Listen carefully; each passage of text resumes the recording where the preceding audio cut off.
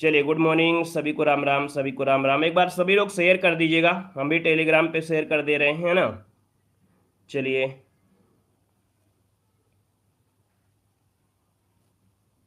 Good morning.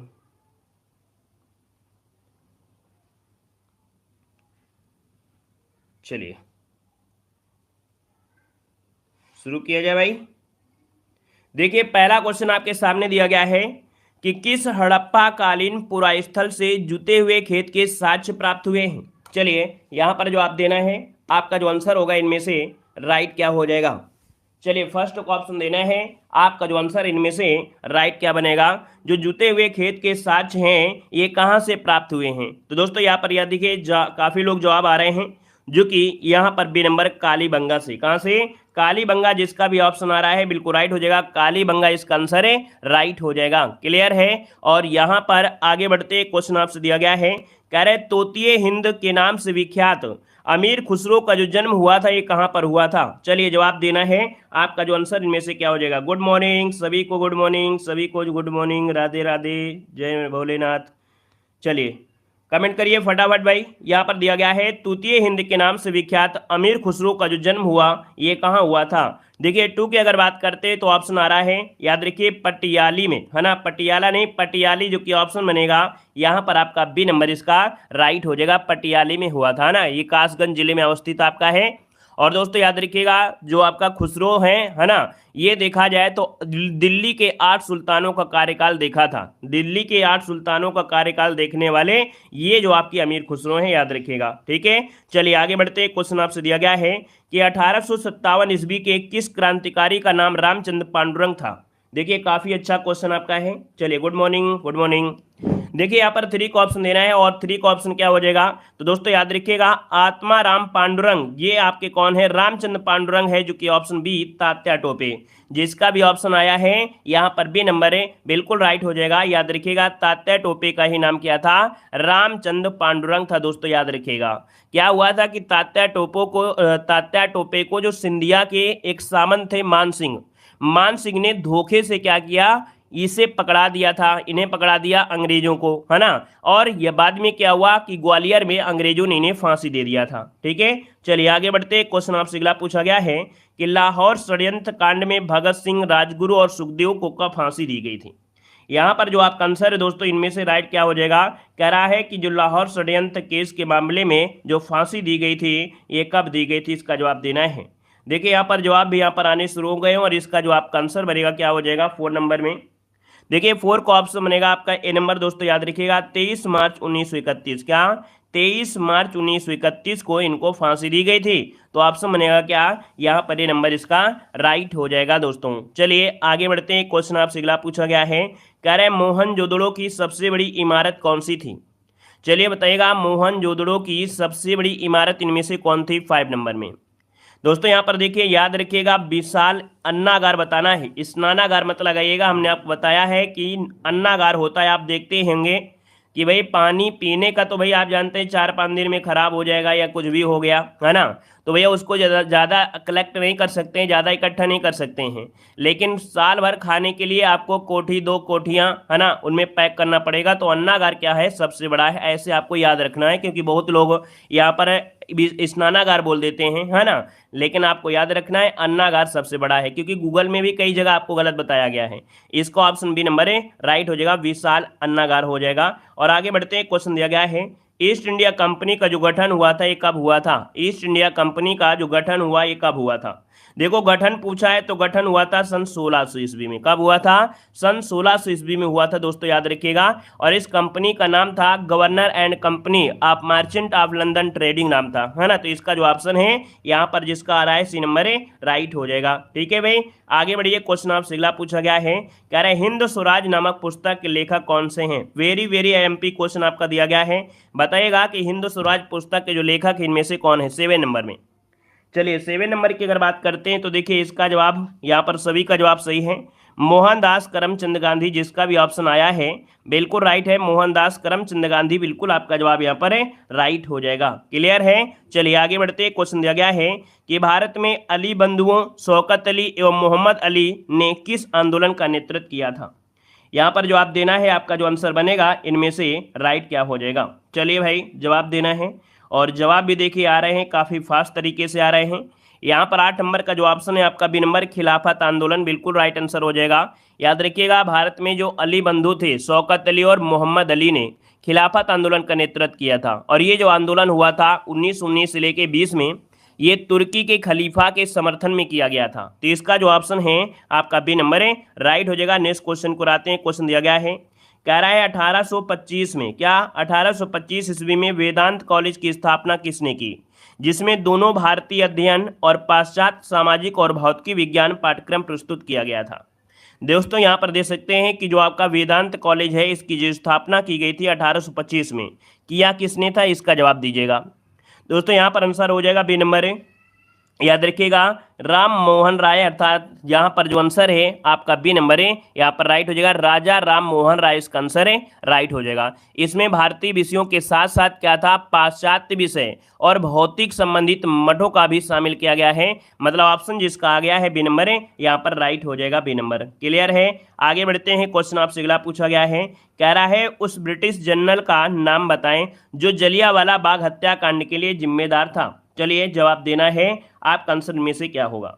यहाँ पर दोस्तों देख सकते हैं, जलियांवाला बाग जो हत्याकांड हुआ था, कब हुआ था दोस्तों, याद रखिए 13 अप्रैल 1919 को हुआ था, और ये था जनरल डायर, है ना, जिसने, यहाँ पर देखा जाए तो 10 नंबर का जो ऑप्शन है आपका सी नंबर इसका राइट हो जाएगा, डायर हो जाएगा। क्लियर है। चलिए आगे बढ़ते हैं। क्वेश्चन आपसे अगला पूछा गया है, कह रहा है एंथ्रेसाइट कोयले का सर्वोत्तम प्रकार है, जबकि कोयले का सामान्य प्रकार निम्न से कौन सा है।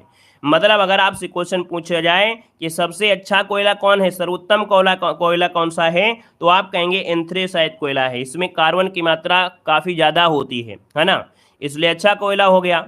वहीं पर कह रहा है कि आपका कोयले का सामान्य रूप, और ये कोयले का जो सामान्य रूप है दोस्तों, वो है आपका बिटुमिनस कोयला।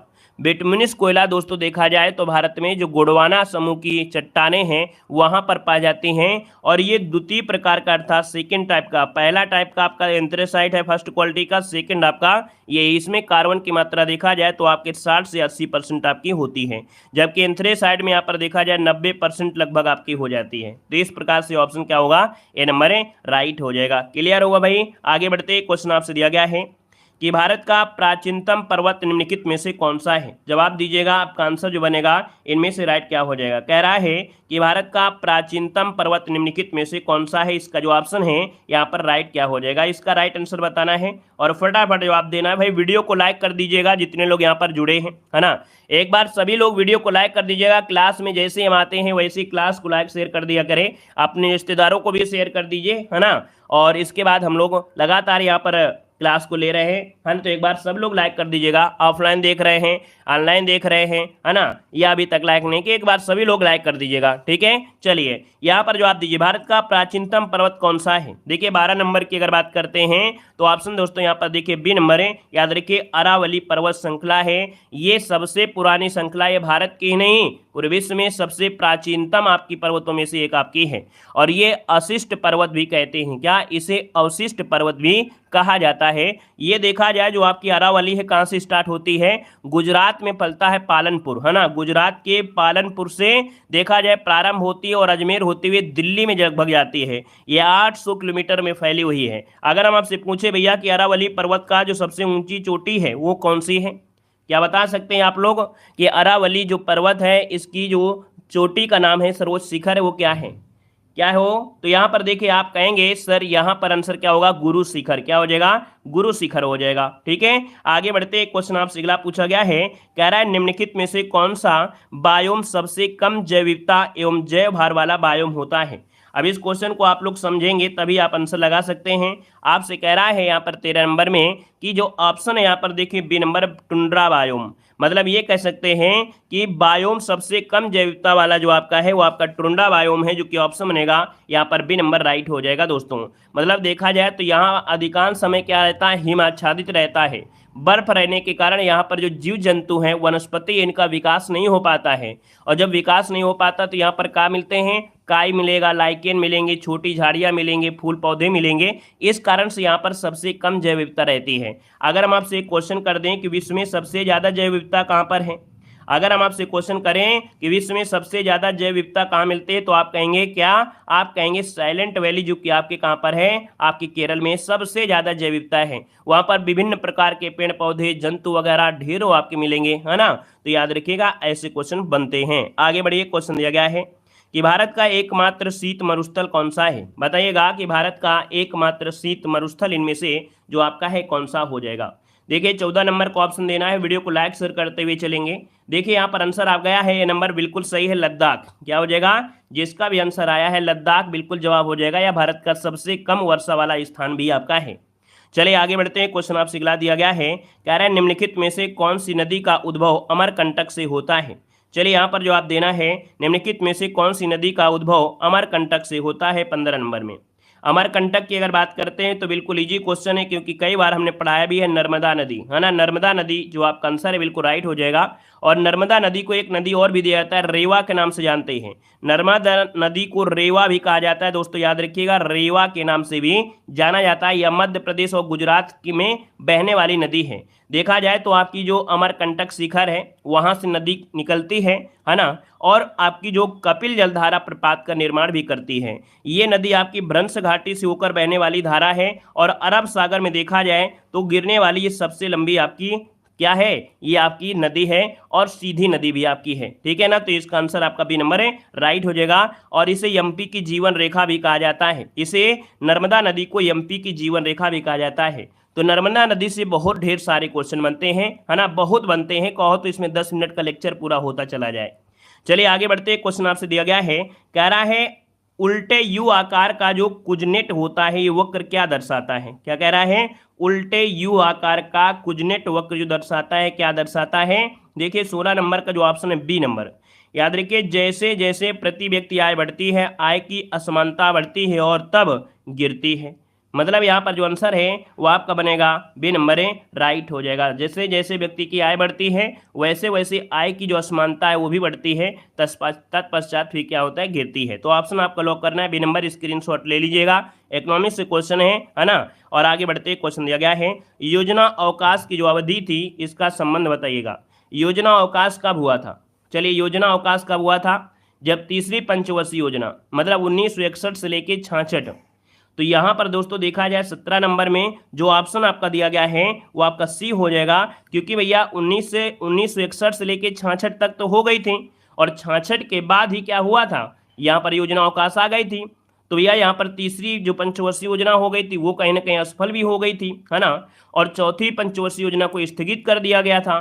फिर 3 साल के लिए, कितने साल के लिए? 3 साल के लिए क्या किया गया था? यहाँ पर देखा जाए वार्षिक योजनाएं चलाई गई थी, जिसे योजना अवकाश के नाम से जाना जाता है, 66 से लेकर 69। ठीक है, आगे बढ़िए। क्वेश्चन आपसे दिया गया है, कह रहा है किस दर पर भारतीय रिजर्व बैंक वाणिज्यिक बैंकों से धन उधार लेता है?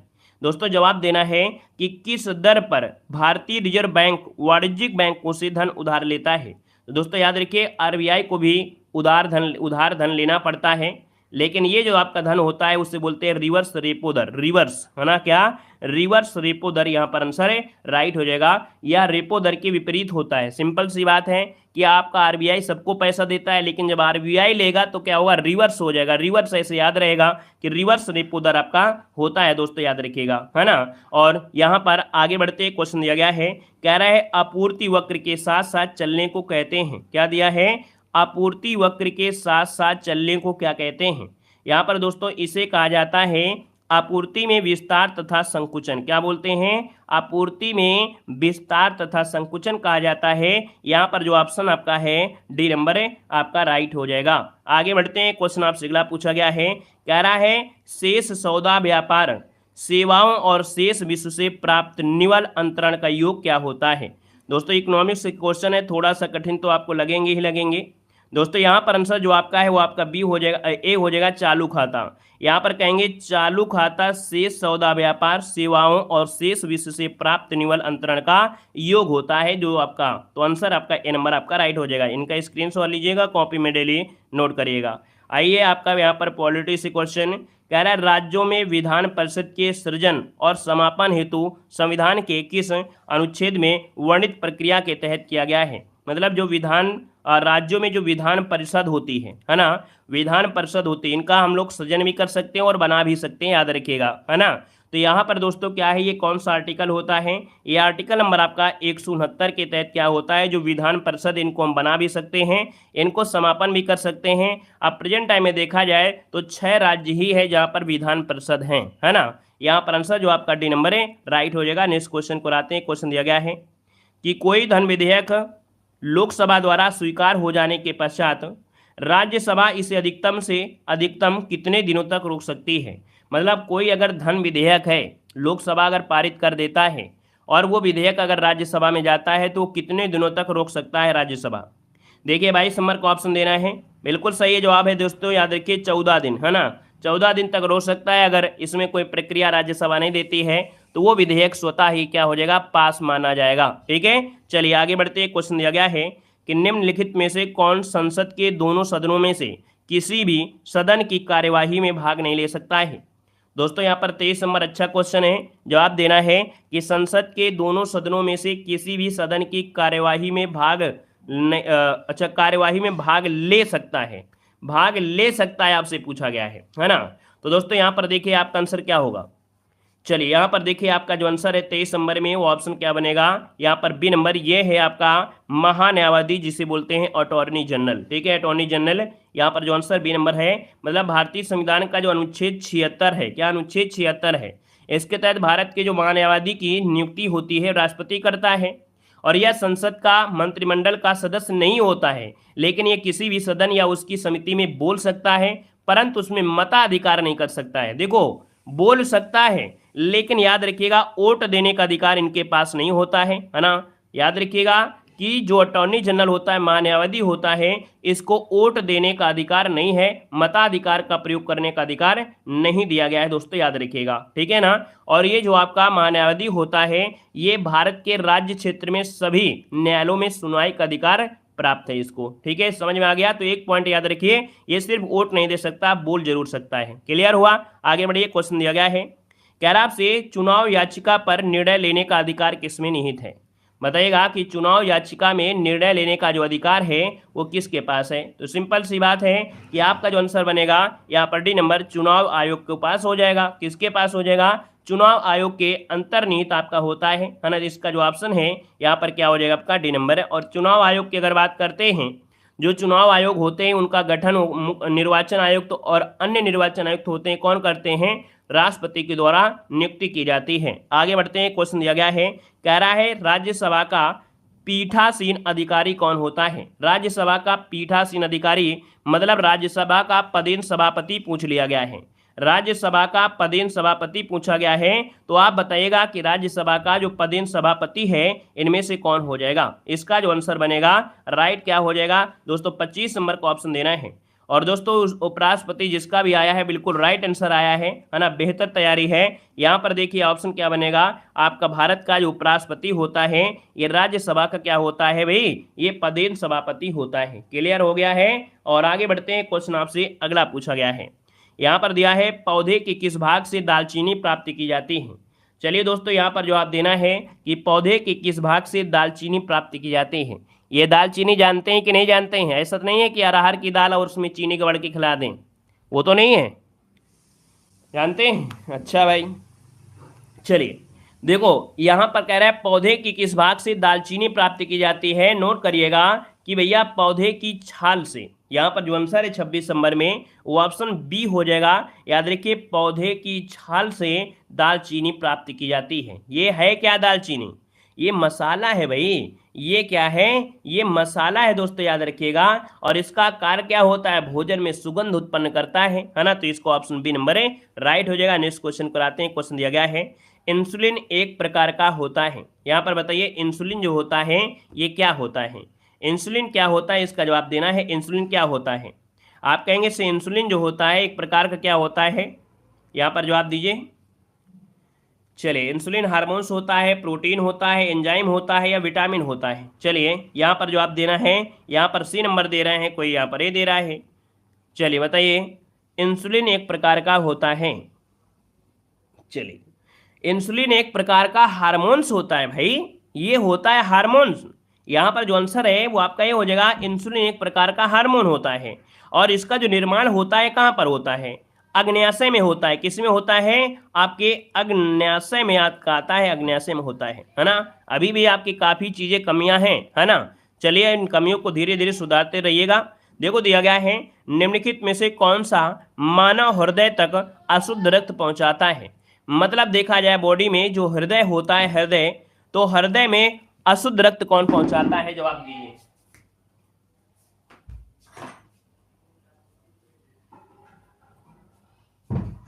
चलिए भाई बताइएगा कि अशुद्ध रक्त, है ना, मानव हृदय तक अशुद्ध रक्त जो पहुंचाता है कौन पहुंचाता है। यहां पर देखिए आपका जवाब देखिए काफी लोग दे रहे हैं और ये भी क्वेश्चन काफी अच्छा आपका है। और 28 नंबर का जो ऑप्शन बनेगा यहां पर हो जाएगा आपका सी नंबर। ये होती है आपकी फुसफुस धमनियां। क्या, फुसफुस धमनियां, ये मानव हृदय तक अशुद्ध रक्त पहुंचाती हैं, है ना। तो इसका जो आंसर बनेगा वो आपका बनेगा सी नंबर बन जाएगा। आगे बढ़ते हैं, क्वेश्चन दिया गया है कि ऊपर से देखने पर पानी का टैंक उथला क्यों दिखाई देता है। बताइएगा, कह रहा है कि ऊपर से देखने पर पानी का जो टैंक होता है वो उथला दिखाई देता है। मतलब आप पानी के टैंक में देखेंगे ऐसे लगेगा कि बिल्कुल छोटा सा टैंक है, बाहर से तो बड़ा होगा लेकिन उसमें झांक कर देखेंगे लगेगा कि नहीं उथला है, थोड़ा सा ऊपर आ गया है। जैसे कि ऐसा उदाहरण आपको हमने यहाँ पर बाल्टी में कोई सिक्का डाल दिया तो भी ऊपर आपको दिखाई देगा, लग रहा है कि भी गहराई कम है। ये क्या कारण होता है, ये प्रकाश का क्या होता है दोस्तों, यहाँ पर जवाब देना है। दोस्तों ये होता है प्रकाश का जो अपवर्तन होता है, प्रकाश के अपवर्तन के कारण ऊपर से देखने पर पानी का टैंक उथला दिखाई देता है। जैसे जल में छड़ डाल दिया जाए तो तिरछा दिखाई देती है। सूर्यास्त के समय सूर्योदय पहले से लाल दिखाई देता है। रात के में तारों का टिमटिमाना, ये सब काफी अपवर्तन के ही उदाहरण आपके होते हैं। Option B number is right हो जाएगा। नेक्स्ट क्वेश्चन को आते हैं। क्वेश्चन दिया गया है, सूर्य की ऊर्जा का स्रोत क्या है भाई। सूर्य की ऊर्जा में है क्या, स्रोत क्या है भाई। सूर्य की ऊर्जा में आप देख सकते हैं, सूर्य की ऊर्जा में क्या होता है, मुख्य स्रोत होता है नाभिकीय संलयन। याद रखिए संलयन को लगाइएगा। ऑप्शन बी नंबर, ये जो आपका दिया गया कौन सा, ये वाला आपको लगाना है नाभिकीय संलयन। ए बी सी डी होना चाहिए, यहाँ पर बी है, याद रखिए नाभिकीय संलयन आपको नोट कर लेना है। नाभिकीय संलयन होता है सूर्य के केंद्र में 4 हाइड्रोजन नाभिक मिलकर एक हीलियम का निर्माण करते हैं। 4 हाइड्रोजन होते हैं तो यह तब मिलकर बनता है एक आपका यहाँ पर क्या, हीलियम आपका कह सकते हैं कि मतलब 4 हाइड्रोजन मिलते हैं तब एक हीलियम आपका बनता है, याद रखिएगा। ठीक है, चलिए आगे बढ़ते हैं। क्वेश्चन दिया गया है कि द्रुह की संधि का उदाहरण है, यहाँ पर जवाब देना है द्रुह की संधि का उदाहरण है दोस्तों 37 नंबर में, ऑप्शन लॉक करना है। यहाँ पर जवाब देना है, फटाफट जवाब दीजिएगा, हिंदी के दादा हैं आप सभी लोग, कोई दिक्कत नहीं होना चाहिए। और देखिए आपका द्रुह यहाँ पर देख सकते हैं कि आपका आंसर हो जाएगा विसर्ग संधि। कैसे, अब इसे आप तोड़ेंगे तो भाई क्या बनेगा, जल्दी से बताइए। इसे अगर आप तोड़ते हैं तो क्या हो जाएगा, दुह और विसर्ग हो जाएगा और रूह हो जाएगा, है ना। चलिए आगे बढ़ते हैं। क्वेश्चन आपसे अगला पूछा गया है, कह रहा है निम्नलिखित शब्द के लिए दिए हुए शब्दों में से उचित पर्यायवाची आपको चुनना है। नैसर्गिक का पर्यायवाची क्या होता है। चलिए बताइएगा नैसर्गिक का पर्यायवाची इनमें से क्या होता है। नैसर्गिक का पर्यायवाची होता है दोस्तों प्राकृतिक। क्या होता है, प्राकृतिक होता है, और प्राकृतिक है ऑप्शन आपका डी नंबर। और अगला क्वेश्चन दिया है, हिंदी का पहला उपन्यास क्या है। दोस्तों बताना है हिंदी का पहला उपन्यास, इनमें पूछा गया है कि हिंदी का पहला उपन्यास क्या है, तो आप क्या जवाब देंगे। तो हिंदी का पहला उपन्यास है परीक्षा गुरु, है ना, परीक्षा गुरु, जो कि ऑप्शन है आपका बी नंबर। और लाला श्रीनिवास दास के द्वारा ये कृत आपका है ना, तो इस प्रकार से बी हो जाएगा। और आगे बढ़ते हैं। क्वेश्चन दिया गया है कि निम्न में से कौन सा एक युग्म विपरीत नहीं है, अर्थात विपरीत नहीं है। इनमें से कौन विपरीत नहीं है, यहाँ पर जवाब देना है कौन विपरीत नहीं है। तो चलिए यहाँ पर कंजूस का दिया है उदार, क्या दिया है, कंजूस का दिया है उदार दिया गया है। अच्छा, ऊंच का नीच दिया है, उदय का उग्र दिया है, उत्थान का पतन दिया है। अब दोस्तों 40 नंबर में दोस्तों उदय मतलब होता है निकलना और उग्र मतलब होता है क्रोधी।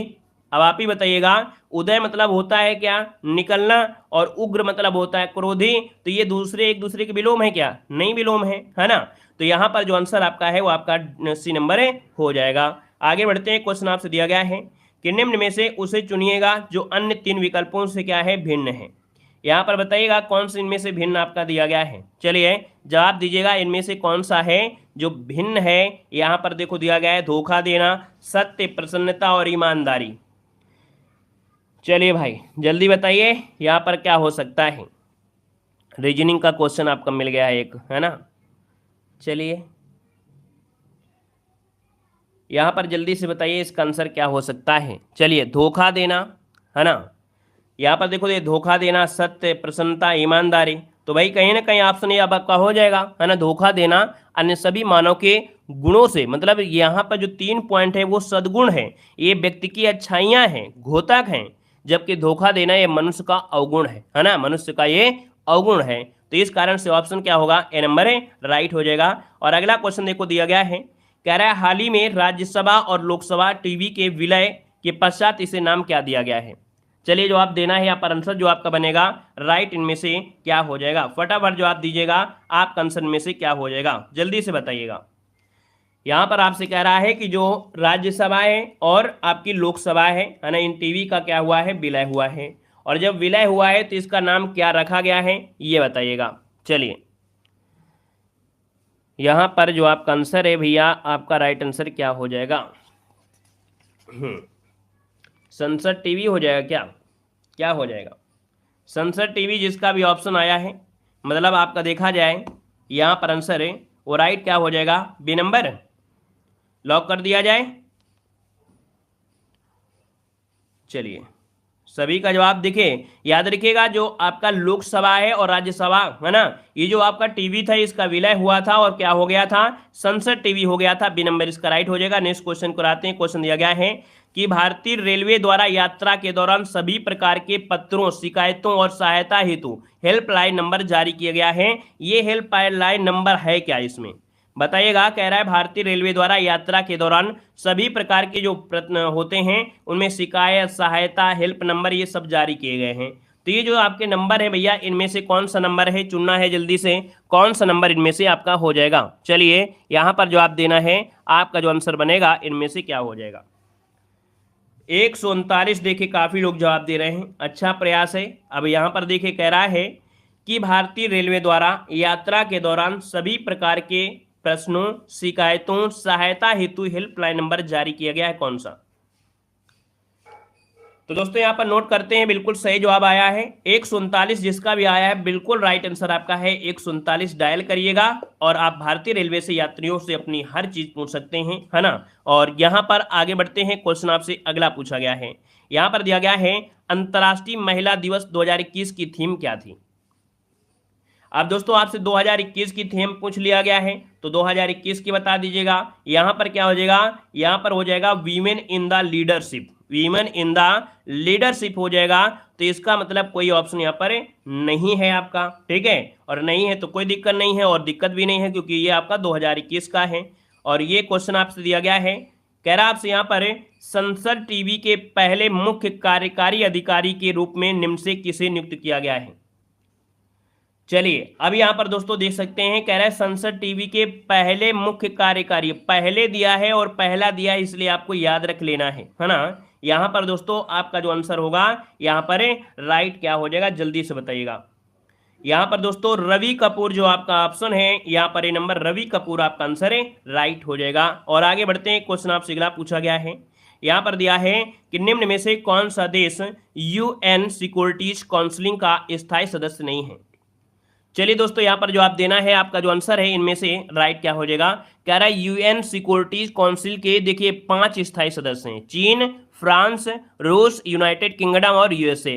अब इसमें देखिए ऑप्शन कौन सा यहाँ पर जो मिल रहा है, स्पेन। मतलब देखा जाए तो आपका जो ऑप्शन आया है डी नंबर स्पेन, ये दोस्तों आपका इसका स्थायी सदस्य नहीं है। तो ऑप्शन बनेगा यहाँ पर आपका डी नंबर है, राइट हो जाएगा। क्लियर हुआ दोस्तों। चलिए आगे बढ़ते हैं, क्वेश्चन आपसे अगला पूछा गया है। यहाँ पर दिया है अंतर्राष्ट्रीय मजदूर दिवस कब मनाते हैं। चलिए जवाब देना है, अंतर्राष्ट्रीय मजदूर दिवस जो मनाते हैं ये कब मनाते हैं, यहाँ पर आंसर लॉक किया जाए। दोस्तों यहाँ पर देख सकते हैं 1 मई को मनाया जाता है। कब मनाते हैं, 1 मई को मनाया जाता है, हमने आपको पढ़ाया भी है। तो ऑप्शन बनेगा आपका ये नंबर है, राइट हो जाएगा। आगे बढ़िए, क्वेश्चन आपसे अगला पूछा गया है, कह रहा है निम्न में से कौन सा जोड़ा सुमेलित है। क्या सुमेलित है आपसे पूछा गया है, तो चलिए फिर मिलान कर लीजिएगा।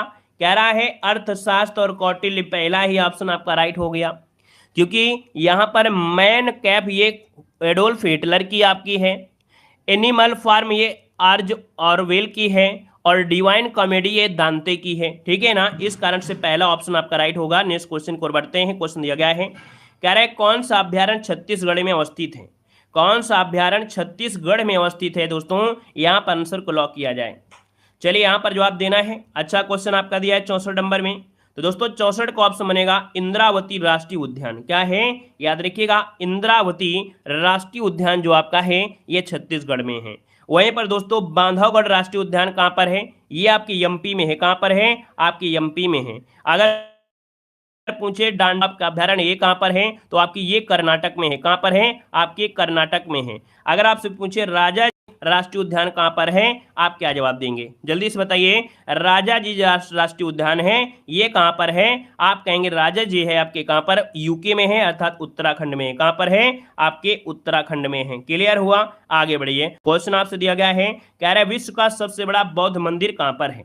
ये चीजें हमने आपको पढ़ाया भी है, तो जवाब दीजिएगा कि विश्व का जो सबसे बड़ा मंदिर है वो आपके है कहां पर। चलिए विश्व का सबसे बड़ा मंदिर बताने का कष्ट करें जितने लोग जुड़े हैं। एक बार सभी लोग वीडियो को लाइक कर दीजिएगा, जितने लोग बाद में जुड़े हैं, और जय हिंद जरूर लिखिएगा। साथ में आप लोग कहां से हैं, आप लोग कमेंट बॉक्स में जरूर कमेंट करिएगा। यहाँ पर दोस्तों दिया है विश्व का सबसे बड़ा बौद्ध मंदिर पूछा गया है, तो आपका दोस्तों ऑप्शन हो जाएगा बी नंबर, ये है आपके इंडोनेशिया में। कहां पर है दोस्तों, याद रखिएगा कि इंडोनेशिया में है ये सबसे बड़ा क्या है, बौद्ध मंदिर है दोस्तों, याद रख लीजिएगा, ठीक है ना। क्लियर है। अच्छा यहाँ पर मंदिर में एक जगह पर इंडोनेशिया में बोरोबुदुर, क्या बोरोबुदुर जो आपका है यही आपका है, ठीक है। यूनेस्को में भी इसे शामिल किया गया था 1991 में।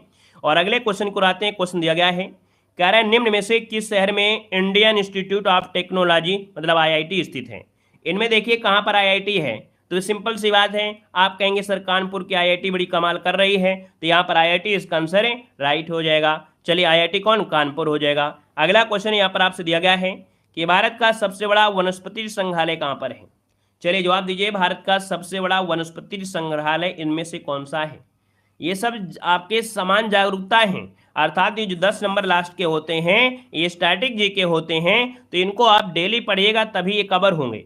देखो भारत का सबसे बड़ा वनस्पति संग्रहालय है आपके कोलकाता, ऑप्शन आपका ये नंबर है राइट हो जाएगा। और आगे बढ़ते हैं। क्वेश्चन दिया गया है, कह रहा है कोलेरू झील किस भारतीय राज्य में है, बताइएगा। कोलेरू झील ये किस भारतीय राज्य में है, आंसर को ऑप्शन देना है। ऑप्शन यहाँ पर क्या हो जाएगा, तो कोलेरू है आपके आंध्र प्रदेश में है। कहां पर है, आपके आंध्र प्रदेश, जिसको ऑप्शन है यहाँ पर राइट हो जाएगा, आंध्र प्रदेश में हो जाएगा। और आगे बढ़ते हैं। क्वेश्चन आपसे अगला पूछा गया है कि तिब्बत में किस नदी का नाम यहाँ पर त्यांगसपो है, बताइए तिब्बत में किस नदी का नाम त्यांगसपो है, यहाँ पर आंसर क्या हो जाएगा।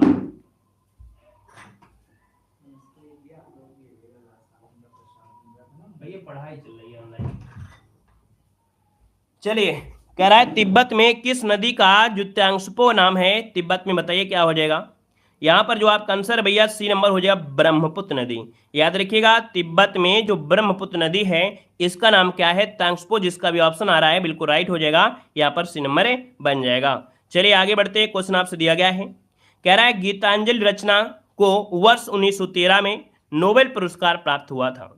इस रचना के रचनाकार इनमें से पूछा गया है, आपको बताना है कि इस रचना के रचनाकार कौन है। 70 नंबर में दोस्तों यहाँ पर देख सकते हैं कि जो आपके रविन्द्रनाथ टैगोर थे, है ना, रविन्द्रनाथ टैगोर, जिसको ऑप्शन है यहाँ पर राइट हो जाएगा। और जो कि अब आपको क्या करना है ना, हाथ मुंह धोकर बस आपको आराम से, अभी तक आपकी अंगुलियां दर्द करने लगी होंगी, अब अंगुलियां दर्द नहीं करेंगी, बस आपको क्या है ध्यान से देखना है ना। यहाँ पर देखो कह रहा आपसे भैया कि विश्व बंधुत्व क्षमा याचना दिवस हो गया था, बताइएगा। अगला क्वेश्चन कह रहे हैं अभियंता दिवस कब मनाते हैं, तो याद रखिए अभियंता दिवस मनाते हैं कब, तो आपके 15 सितंबर। कब मनाते हैं, 15 सितंबर को। अगर पूछिए संचयिता दिवस तो आप कहेंगे 15 सितंबर को। और अगला पॉइंट देखिए दिया गया है 16 सितंबर, जो कि सबसे महत्वपूर्ण है। यहाँ पर देखो दिया है ओजोन परत संरक्षण दिवस कब मनाते हैं, तो आपके 16 सितंबर को मनाते हैं। कब मनाते हैं, 16 सितंबर को मनाते हैं। वीडियो को भी लाइक शेयर कर दीजिएगा, आपके हाथों को आराम मिल गया है तो एक बार जितने लोग जुड़े हैं सब लोग वीडियो को लाइक भी कर दीजिएगा और सुनते रहिए।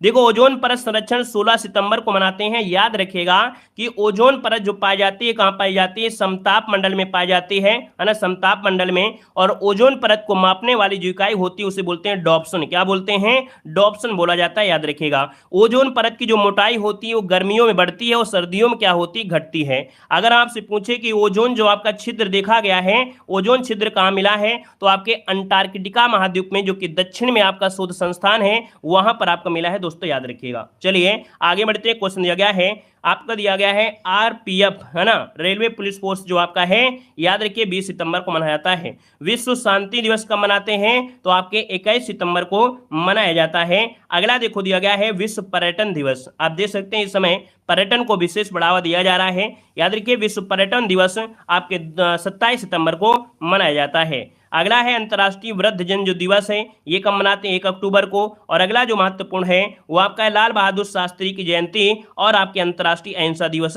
ये दोस्तों आप दे सकते हैं। और जो आपकी गांधी जयंती, ये 3 आपके डेट याद रखिएगा कि आपकी कब, तो आपकी 2 अक्टूबर को मनाया जाता है। ठीक है, आगे बढ़ते हैं। क्वेश्चन दिया गया है विश्व प्रकृति दिवस कब मनाते हैं, तो आपके 3 अक्टूबर को।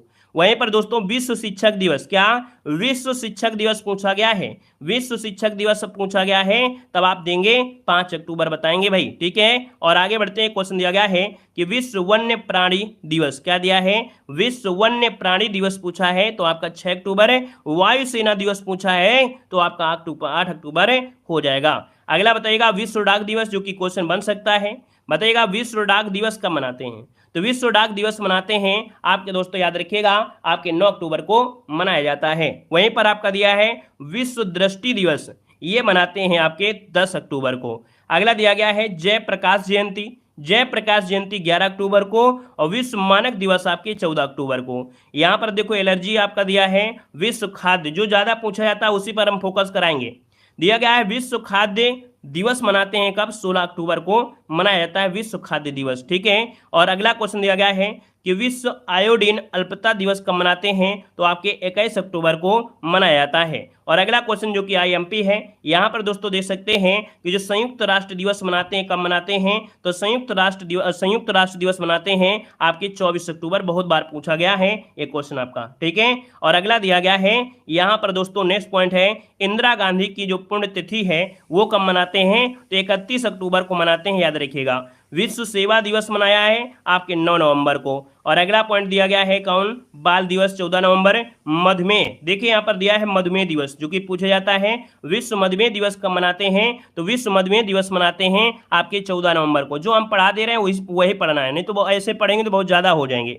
तो विश्व मधुमेह दिवस मनाते हैं आपके 14 नवंबर को मनाते हैं। और अगला आपसे दिया गया है राष्ट्रीय पत्रकारिता दिवस, तो आपके 17 नवंबर को मनाया जाता है, 17 नवंबर को। ठीक है, चलिए अब जो बच्चे हुए हैं दूसरे दिन मिलेंगे। यहाँ पर दोस्तों आपसे पूछेगा कि भैया vitamin A, vitamin B, vitamin C, vitamin से होने वाले जो आपके रोग होते हैं। अब यहाँ पर देखिए विटामिन ए से क्या होता है, रतौंधी होता है। विटामिन बी से वेरी, विटामिन सी से स्कर्वी, विटामिन डी से रिकेटस जिसे सूखा रोग बच्चों में होता है, ई से होता है बांझपन होता है, और विटामिन के से होता है क्या, रक्त का थक्का नहीं जमता है ना। और अगला पॉइंट आपसे कह रहा है जीवाणुओं से होने वाला यहाँ पर रोग। दोस्तों जीवाणुओं से जो रोग होता है, टिंकू सीढ़ी में बसी पटाखा, यहाँ पर दोस्तों ट्रिक में मत जाइए, डायरेक्ट आपको रट लेना है। यहाँ पर दोस्तों देखो दिया है जीवाणुओं से, और जीवाणुओं से होने वाला जो रोग है वो आपका कौन सा है, यहाँ पर देखिए ध्यान दीजिए पढ़ाई पर। हम आपको पीडीएफ टेलीग्राम पे भेज देते हैं, तो आप वैसे अपना नोट कर सकते हैं, नोट्स बना सकते हैं। देखो टिटनेस है ना, यहाँ पर टीबी जो आपके होते हैं जीवाणु से होते हैं, याद रखिए टिटनेस और आपका टीबी। टिटनेस को धनुष टंकार भी कहा जाता है, और टीबी को क्षय रोग भी कहा जाता है, याद रखिएगा। यहाँ पर देखिए कुछ हो जाएगा कुष्ठ रोग भी होता है, जीवाणु से होता है। सिफिलिस जिसे फिरंग रोग भी कहते हैं, ये भी आपका होता है, जीवाणु से होता है। डिप्थीरिया भी आपके जीवाणु से होता है। मेनिनजाइटिस जो कि दिमागी बुखार होता है, ये भी जीवाणु से होता है। और अगला दिया गया है बोट्यूलिस मतलब भोजन विषाक्तता, ये भी क्या होता है, जीवाणु से। निमोनिया जिससे होता है ये भी जीवाणु से, और हैजा भी जीवाणु से, प्लेग भी जीवाणु से, और टाइफाइड जो होता है ये भी जीवाणु से होता है, और काली खांसी जो होती है ये भी जीवाणु से होता है। और भी आपका है, डेली आपको पढ़ाते हैं है ना, मॉडल पेपर के अंत में आपको डेली मिलेगा। ठीक है, धन्यवाद सभी को, जय हिंद, वंदे मातरम।